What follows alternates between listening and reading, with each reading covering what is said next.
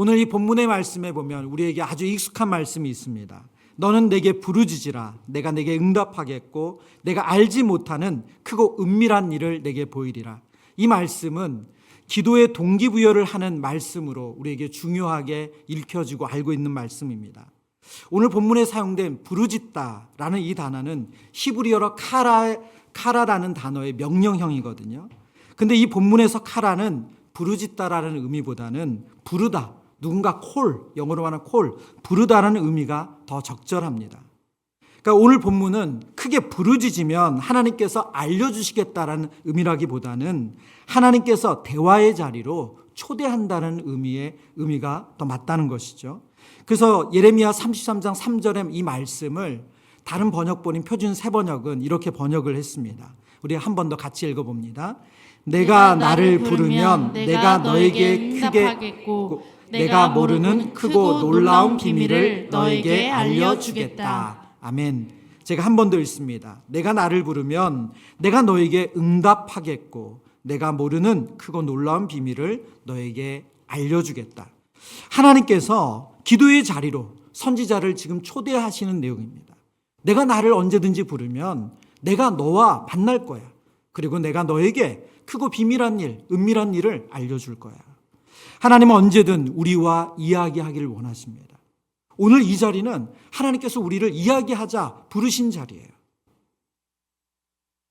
내가 나를 부르면 내가 너에게 응답하겠다는 하나님께서 대화로의 초대, 이 기도의 자리로 초대는 예레미야 시대나 지금이나 동일합니다. 칼빈이 기독교 강요, 이 존 칼빈은 개신 프로테스탄트 우리 개신교에 출발한 우리 신학자죠. 이 존 칼빈이 기독교 강요에서 하나님께서 자기 백성에게 왜 기도를 요구하시는가 그 내용을 이렇게 설명을 했어요. 자막으로도 준비했는데요. 그분이 기도를 명령하신 목적은 그분 자신이 아닌 누구를 위해서라고요? 우리를 위해서다. 우리가 바라고 생각하는 모든 것, 곧 우리를 유익하게 해주는 것이 모두 하나님에게서 비롯한다는 사실을 기도를 통해서 확실히 인정함으로써 그분이 마땅히 받으셔야 할 것을 받으시게 하라는 것이 우리를 향한 그분의 뜻이다. 뒤에 가면서 좀 말은 어렵지만 핵심적인 내용은 무엇입니까? 하나님께서 왜 우리에게 기도하라고 하시는가? 그것은 하나님 자신을 위해서가 아니라 우리를 위해서라는 거예요. 왜요? 하나님께서 우리에게 주시는 허락하시는 것, 우리에게 유익한 모든 것이 하나님에게서 비롯한다는 것을 기도하는 시간을 통해서 깨닫는다는 거예요. 우리의 인생에 일어나는 그 삶을 해석하고 삶을 인도하시는 하나님의 뜻을 알 수 있는 시간이 바로 기도하는 이 시간이라는 거예요. 오늘 우리가 예레미야의 이 예레미야 33장의 본문은 바로 우리에게 그것을 실제적으로 보여줍니다. 기도가 예레미야 선지자를 숨쉬게 해요. 기도를 통해서 대답해 주시기 때문에 예레미야 선지자가 처한 그 고난 가운데서 그가 숨을 쉬며 살 수가 있습니다. 예레미야 선지자는 우리가 매일 성경으로 묵상하고 있지만 그에겐 별명이 있습니다. 눈물의 선지자, 고난의 선지자라는 별명이 있습니다.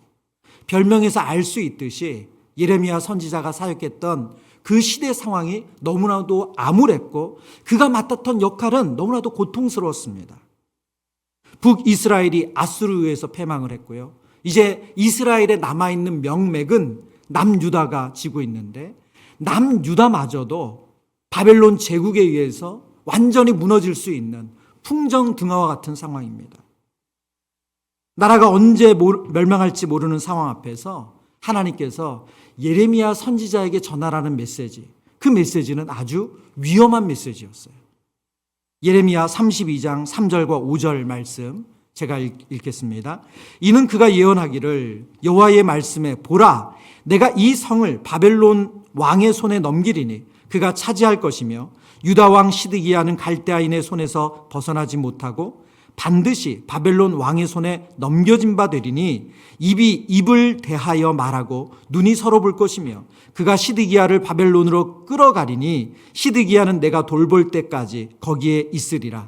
여호와께서 이와 같이 말씀하시니라. 너희가 갈대아인과 싸울지라도 승리하지 못하리라 하셨다 하였더니 유다 왕 시드기야가 이르되 내가 어찌하여 이같이 예언하였느냐 하고 그를 가두었음이었더라. 지금 나라가 망할 위기에 처해 있습니다. 나라가 바벨론이라는 그런 외세에 무너질 위기에 놓여 있어요. 그런데 하나님께서 선지자에게 주신 메시지가 뭐냐? 이 나라가 그대로 망한다는 메시지를 선포하라는 거예요.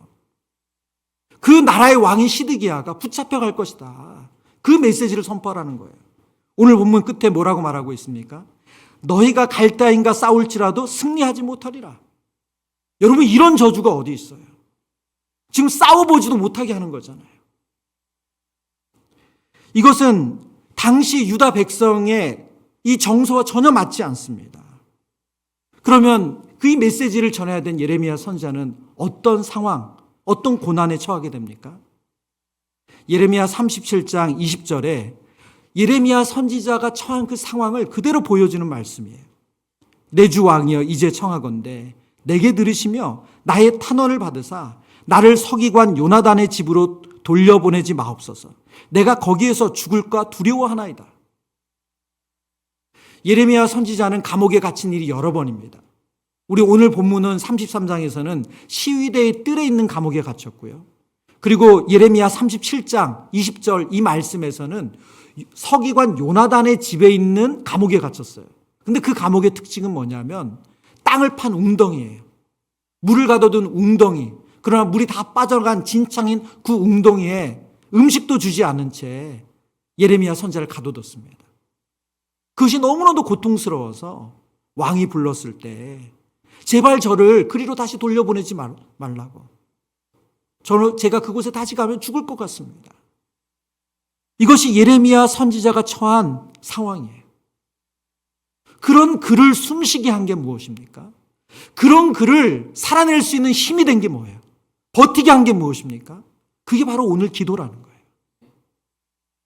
너는 내게 부르짖으라. 이 말은 내가 하나님을 부르면 하나님은 언제든지 만나주겠다. 그리고 하나님께서 그 하나님의 뜻, 하나님의 계획, 하나님의 크고 은밀한 일을 보여주시겠다. 그 기도가 예레미야 선지자를 살게 했습니다. 여러분, 이 영적인 원리는 오늘 우리에게도 그대로 적용되는 줄 믿습니다. 우리가 얼마나 힘든 상황에 놓여 있느냐 하는 것이 우리를 무너뜨리는 것이 아니라 그 상황 가운데 하나님의 음성이 들리지 않고 하나님께서 왜 나에게 이런 고통을 주셨는지 알지 못할 때 그때 우리는 무너져요. 그러나 너무나도 절박한 상황, 앞이 보이지 않고 답답한 상황이라 할지라도 기도를 통해서 하나님의 크고 은밀한 일을 알게 되면 하나님께서 우리의 삶의 소망이 되신다는 것을 우리가 깨닫게 되면 버티고 견딜 힘이 있는 줄 믿습니다. 이 밤에 오늘 예레미야 선지자가 어떻게 그 시간을 견뎌냈는지 그 영적인 원리, 그 영적인 원리를 통해서 우리 또한 그 힘을 얻는 은혜를 누리길 축원합니다. 기도하는 사람이 가져야 될 확신이 있습니다. 첫 번째는 우리가 처한 현실이 전부가 아니라는 거예요. 우리 대지 한 번 더 읽어볼까요? 시작. 우리가 처한 현실이 전부가 아니다. 저와 여러분이 처한 현실이 전부가 아니래요. 본문 4절과 5절 말씀입니다. 이스라엘의 하나님 여호와께서 말씀하시니라.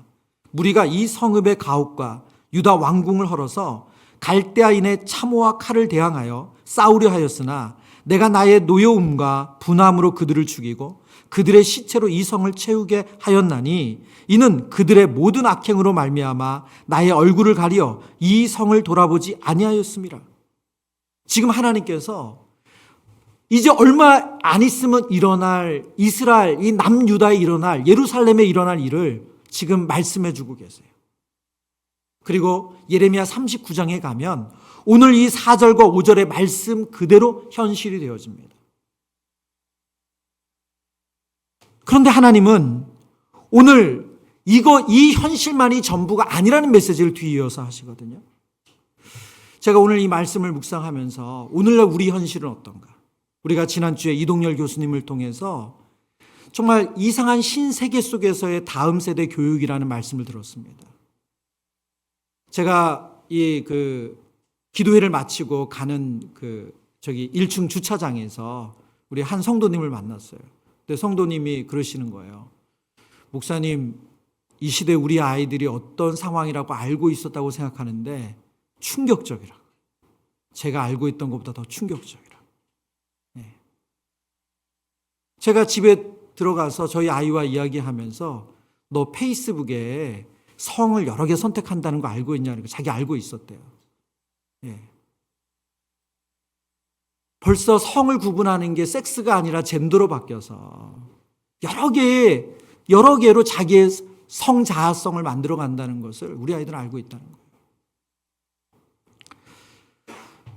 이 시대에, 우리 시대를 봐도 현실은 암담합니다. 제가 말씀을 준비하다가 10년 전에 저희 교단의 신문인 기독신문이 있어요. 기독신문에서 이런 기사를 냈어요. 주일학교 미래를 말하다. 그리고 옆에 2034년에서 온 편지. 내용은 이렇습니다. 우선 제 소개부터 해야겠군요. 저는 여러분이 소위 미래라고 말하는 2034년의 사람입니다. 여러분보다 꼭 20년 뒤의 사람입니다. 2014년 기사거든요. 저는 2034년 한국교회에서 주일학교를 섬기고 있습니다. 제가 기독신문 독자에게 편지를 쓰는 이유는 2034년 주일학교 상황이 너무 참담하기 때문에 실상을 알려드리기 위함입니다. 독자들도 어렴풋이 예상했겠지만 2034년 한국교회 주일학교 상황은 매우 열악합니다. 사실 여러분이 상상한 것보다 더 상황이 안 좋은 것 같습니다. 제가 섬기고 있는 한국교회는 제법 규모가 있던 교회였습니다. 1990년대만 해도 작년 500명에 주일학생이 200명이었습니다. 그러나 주일학교 성장은 여기까지였습니다. 2000년부터 정체기를 겪더니 2010년에는 120명으로 줄어들었습니다. 2020년에는 주일학교 쇠퇴가 가속화되어 50명으로 급락하고 2030년에는 25명, 2034년 현재에는 10명이 고작입니다. 불과 한 세대 만에 주일학교가 95% 급감했습니다. 여러분, 가상으로 쓰여진 이 편지 10년 전에 쓴 기사예요. 2034년에서 온 편지. 그런데 여러분, 이 가상의 편지대로 현재 2024년 10년이 지난 오늘날 주일학교는 너무나도 안타깝지만 이 가상의 편지 그대로 흘러가고 있습니다. 다시 본문으로 돌아와서 예레미야와 남유다가 처한 상황은 비참하다 못해 말로 담지 못하는 상황입니다. 그러나 하나님께서 그들에게 그 현실을 받아들이라고만 말씀하시는 것이 아니라 소망의 말씀도 함께 해주세요. 예레미야 33장 6절의 말씀입니다. 같이 읽어보겠습니다. 그러나 보라, 내가 이 성읍을 치료하며 고쳐 낫게 하고 평안과 진실이 무성함을 그들에게 나타낼 것이며. 아멘. 오늘 본문에 보면 그러나로 시작해서 6절부터 그러나로 시작해서 그들의 현실과 전혀 다른 미래를 하나님께서 약속해 주세요. 눈앞에 보이는 선지자의 상황, 남유다의 상황은 지금 그들이 맞닥뜨린 그 상황이 전부가 아니라는 거예요. 하나님께서 계획하고 있는 미래가 있다고 말씀하십니다. 그리고 하나님은 그 뒤에 어떤 일이 일어날지를 그들에게 크고 그 은밀한 일, 그 하나님의 계획을 말씀해 주시는 거죠. 여러분, 우리는 상황이 안 좋아지면 우리의 마음 가운데 결과에 대한 책임에 대해서 생각하게 됩니다. 그리고 그 책임을 생각하면서 우리에게 주어진 이것이 하나님의 뜻인 것처럼 생각할 때가 있어요. 예레미야 선지자와 남유다 백성들이 처한 상황, 그들이 만난 현실, 그들이 겪는 상황을 보면 그들이 멸망하는 것 자체가 하나님의 뜻이라고 생각하게 된다는 거예요. 그러나 하나님의 뜻은 거기에 있었습니까? 아니요. 하나님의 뜻은 어디에 있었죠? 예레미야 29장 11절에 하나님께서 이렇게 분명하게 말씀하셨어요. 같이 소리내서 읽어보겠습니다. 여호와의 말씀이니라. 너희를 향한 나의 생각을 내가 아나니 평안이요 재앙이 아니니라. 너희에게 미래와 희망을 주는 것이니라. 아멘. 아멘. 너희를 향한 나의 생각은 뭐라고요? 너희를 향한 나의 생각. 하나님의 그 생각, 하나님의 뜻은 무엇입니까? 평안이고 재앙이 아니래요. 미래와 희망을 주는 것이래요.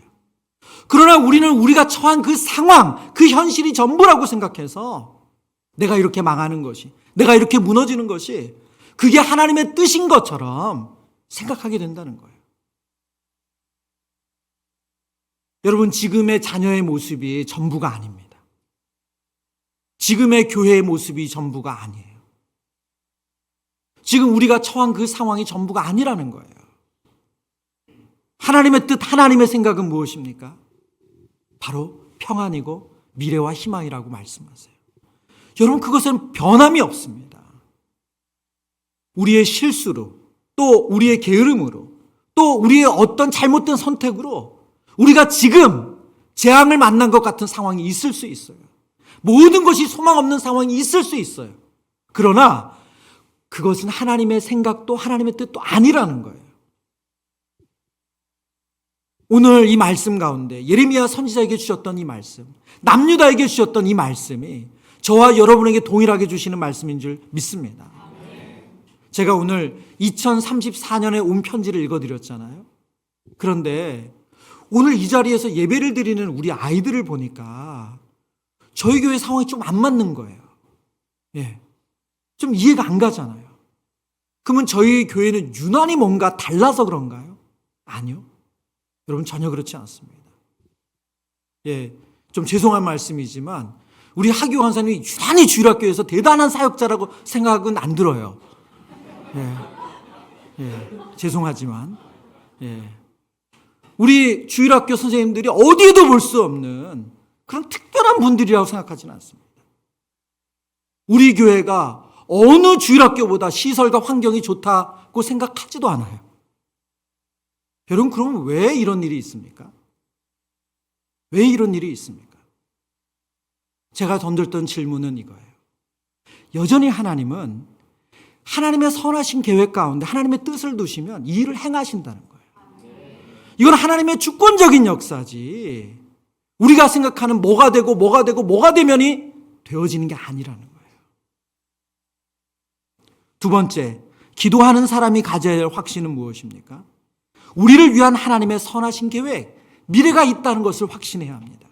오늘 본문 7절과 8절 말씀 우리 소리내서 읽어보겠습니다. 시작. 내가 유다의 포로와 이스라엘의 포로를 돌아오게 하여 그들을 처음과 같이 세울 것이며 내가 그들을 내가 범죄 정하게 하며 그들이 내게 범하여 행한 모든 죄악을 사할 것이라. 아멘. 지금 오늘 이 말씀은 무엇입니까? 하나님께서 그들의 미래에 대해서 말씀하시는 거죠. 크고 은밀한 일에 대해서 말씀하십니다. 하나님이 앞으로 일어날 계획에 대해서 말씀해 주고 있어요. 유다의 포로와 이스라엘의 포로를 돌아오게 하며 그들을 처음과 같이 세울 것이며 내가 그들을 내게 범한 모든 죄악으로부터 깨끗하게 하겠다. 지금 완전히 무너지고 있는 그 나라를 보고 있는 상황에서 하나님은 전혀 반대의 이야기, 회복의 이야기, 소망의 이야기, 희망의 이야기를 하고 있습니다. 그런데 예레미야 선지자가 이 말씀, 이 하나님의 말씀을 어디서 듣고 있습니까? 시위대의 뜰 안에서, 시위대의 뜰 안에 있는 감옥 안에서 이 말씀을 듣고 있다는 거예요. 현재 상황은 바뀌지 않았는데 하나님께서 이 약속의 말씀을 주신다는 거예요. 여러분, 우리의 마음이 지옥 같을 때가 있어요. 우리의 마음이 정말 암담하다 못해 그냥 어떤 빛도 안 보일 때가 있습니다. 그러나 여러분, 그때 우리를 숨쉬게 하는 게 뭡니까? 기도를 통해서 이 하나님의 메시지를 듣는 거예요. 여러분, 그것이 우리를 숨쉬게 하고 우리를 나아가게 하고 그리고 그 뜻대로 하나님은 우리를 인도해 주십니다. 앞서도 제가 저희 주일학교에 대한 말씀을 드렸지만 저는 저희 교회 주일학교를 보면서 저희 유아 유치부, 유초등부, 중고등부, 청년부를 보면서 신기할 따름입니다. 어떻게 이런 일이 가능한지, 어떻게 일이 일어나는지. 제가 말씀을 준비하다 제 마음에 되게 뜨거운 마음이 들었어요. 그게 뭐냐면 영화부에 대한 마음입니다. 2034년에 온 편지라는 걸 제가 다 안 읽어드렸지만 이 편지의 내용 가운데 가장 절망적으로 이야기하는 것이 교회 안에 영화부가 사라졌다는 거예요. 교회 안에 0세부터 3세 처음 태어난 아이들을 말씀으로 양육하는 그 부서가 풍성했는데 이제는 아예 전멸했다는 거예요. 사라졌다는 거예요. 여러분들 제 가슴이 뜨거워진 이유가 뭔지 아세요? 저희 교회가 올해 1월부터 아이들이 계속 태어나고 있어요. 오늘도 한 가정을 신방했는데 아이가 18개월이에요. 영아부 있으면 아이를 보내고 싶다는 거예요. 여러분 정반대 상황 아닙니까? 하나님 그런 소망을 주시더라고요. 여러분 기도해 주세요. 저희 교회 0세부터 3세 그 아이들 유아유치부 갈 때까지 기다리는 것이 아니라 그 아이들을 말씀으로 같이 예배하고 싶고, 그리고 아이를 우리 영아부에 맡기고 본인도 정말로 현장에 나와서 예배드리고 싶은 그 부모들의 소망이 이루어질 수 있도록 기도해 주시길 바랍니다. 여러분 오늘 말씀 아닙니까? 다 무너진 것 같고 다 사라진 것 같은데 하나님이 세우겠다고 말씀하시고 그 세우는 일들을 일어날 수 있도록 하나님 보여주고 계세요. 예레미야 1장 10절 말씀을 같이 읽겠습니다. 예레미야 1장 10절 같이 읽습니다. 보라, 내가 오늘 너를 여러 나라와 여러 왕국 위에 세워 내가 그것들을 뽑고 파괴하며 파멸하고 넘어뜨리며 건설하고 심게 하였느니라 하시니라. 아멘. 여러분 이 말씀은 예레미야 전체를 관통하는 핵심 구절입니다. 하나님께서 분명히 파멸하고 뽑고 무너뜨리세요. 그러나 그것이 목적이 아니라, 그것이 최종 목적지가 아니라 하나님이 왜 무너뜨립니까? 왜 하나님 파멸시키세요? 그 이유가 뭐라고요? 다시 건설하고 심게 하시려고. 저는 29개의 교회와 저희 교회를 보면 정말 이해가 되지 않아요. 예. 제가 한 교회 개척 이야기를 들었는데요. 그 한 교단에서 정말 교회 개척 운동을 하기 위해서 어떤 과감한 헌신을 하셨냐면 40억을 들여서 교회 건물을 지어줬대요. 여러분 대단한 거 아닙니까? 예? 그런데 그 교회 개척이 실패했어요. 여러분 제가 그 이야기를 최근에 전해 들으면서 그럼 우리는 어떻게 이렇게 답이 이렇게 가능했지? 그 답을 어디서도 찾을 수 없더라고요. 저희 어디에서도. 앞서도 말씀드렸지만 그거는 하나님의 주권적인 역사예요. 저는 저희 교회 사역자들을 보면 참 순수하세요. 요령 피우지 않으세요. 네. 하나님이 그것을 귀히 보신다고 생각해요. 어디서도 듣도 못한 주옥 같은 말씀, 이거는 아니어도 정말 하나님의 말씀만을 전하고자 하는 그 순수함이 있어요. 그리고 어떻게든 그 아이들 사랑하고 그 아이들 섬기고자 하는 마음이 있어요.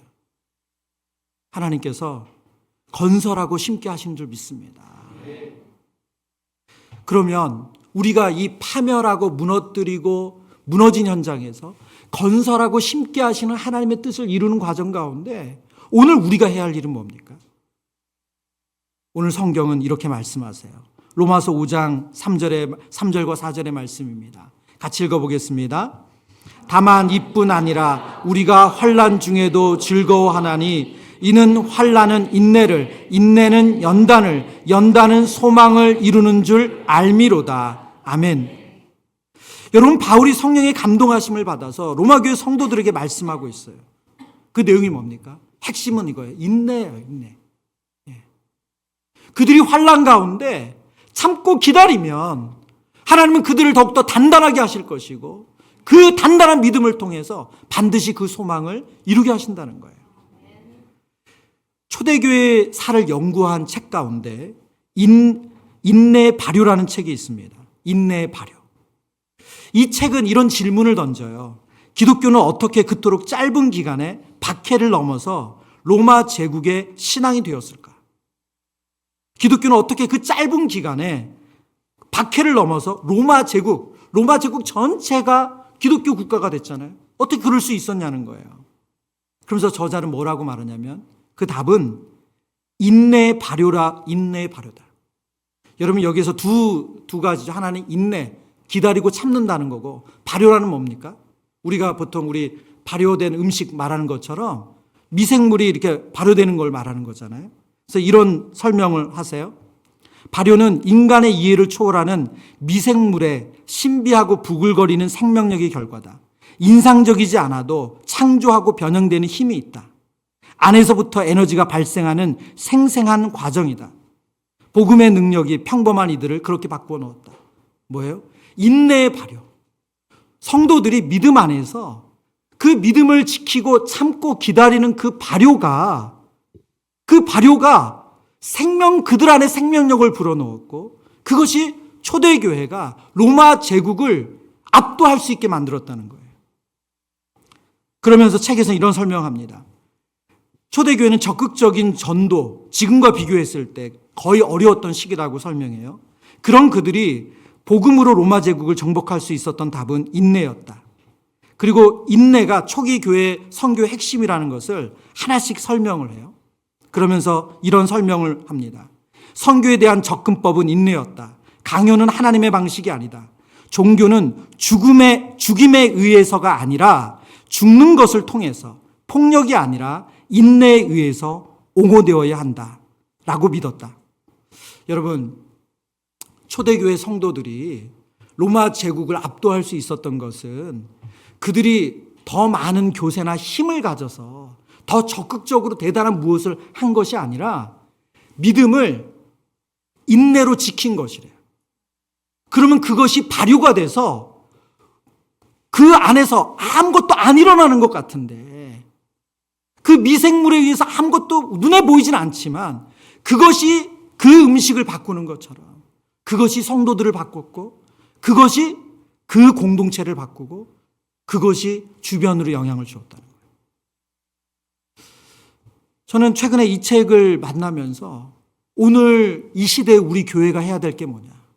조급하게 우리가 다른 교회보다 더 큰 교회, 우리가 다른 주일학교보다 더 좋은 주일학교 되기 위한 어떤 무엇을 해내는 것이 아니라 인내의 발효, 믿음의 가치를 더 순수하게 지키고 그것을 살아내기 위해서 힘쓰면 하나님께서 그것을 통해서 우리 아이들을 바꾸시고, 그리고 우리 주일학교를 바꾸시고, 우리의 가정을 바꾸시고, 우리의 공동체를 바꾸시고, 우리의 교회를 바꿔가실 줄 믿습니다. 제가 다시 한번 이 자리에 빌어서 좀 칭찬하고 싶은 친구들이 있어요. 우리 중고등부 학생들 이 자리에 예배를 드리는데 저는 그 생각이 들어요. 누구도 저 친구들에게 오늘 와서 예배 드리라 강요하지 않았어요. 네, 여러분, 그건 무엇입니까? 여러분이 기도의 자리를 믿음으로 지켰기 때문에 우리 아이들이 금요기도에 오는 거예요. 저와 여러분이 기도의 가치를 알고 기도의 자리로 나가면 우리 아이들은 때가 되면 기도의 자리에 나올 줄 믿습니다. 우리가 그 믿음의 가치를 가지고 복음을 전하고 선교를 감당하면 우리 아이들이 그 자리에 자신의 삶을 드릴 거예요. 왜 신학교를 안 가고 왜 선교사를 안 가냐고 그것을 이렇게 저렇게 분석하고 평가할 것이 아니라, 우리가 그 믿음의 가치를 살아내면 우리 아이들 안에 자연스럽게 하나님 앞에 자신을 헌신하고 자신의 삶을 드리는 일이 동일하게 일어날 줄 믿습니다. 말씀을 정리합니다. 하나님께서 오늘 우리에게 말씀하세요. 내가 내게 부르짖으면, 이 부르짖다는 말은 부르면이라고 했습니다. 하나님은 언제든지 우리와 만나서 이야기하길 원하십니다. 그리고 그 이야기하는 과정에 우리가 가져야 될 확신이 있대요. 우리가 처한 현실이 전부가 아니고 하나님은 우리를 위한 하나님의 선한 계획이 있다. 그리고 그 선한 계획이 이루어지기까지 우리가 해야 될 것이 무엇입니까? 인내로서 기다리는 거예요. 믿음 안에서 인내를 가지고 지키는 거예요. 그럴 때 하나님이 일하시는 줄 믿습니다.